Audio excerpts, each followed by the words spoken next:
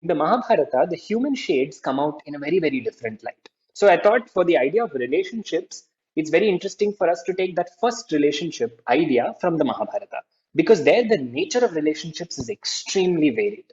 Of course, one of the typical relationships that we think of in a very heteronormative way is the idea of Draupadi and the Panchapandavas.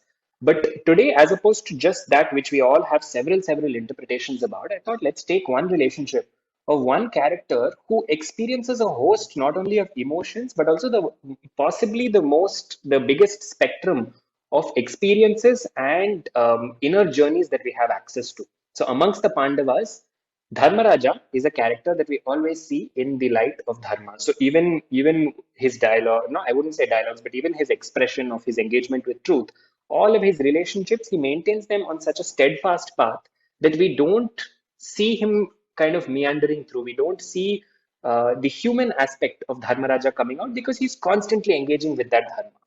So the human aspect comes in. If you look at the arrangement of the Pandavas, it's also in such a way that the engagement, the emotional quotient, going back to the first episode that we had, the emotional quotient of the Pandavas doesn't begin with Dharmaraja. It begins with Bhima.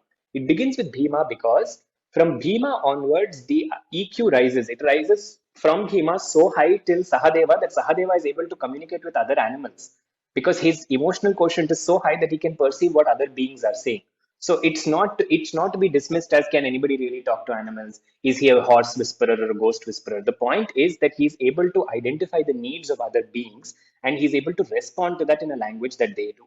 But we don't see this coming out with Dharmaraja. So really the scale starts with Dharmaraja and it rises. So therefore, if we look at that idea of emotional quotient, because we will use emotional quotient as a base to foray into the relationships. If we looked at Dharmaraja at one end or Yudhishthira at one end of the spectrum and Sahadeva at the other end of the spectrum in terms of their emotional expression, exactly at the center falls Arjuna. Arjuna has a fair amount of emotions. Arjuna is backed heavily by Krishna in terms of his thought process. And Arjuna has a host of experiences and geographical discoveries that he goes on to. All of these open up his entire perspective on how he must win that war.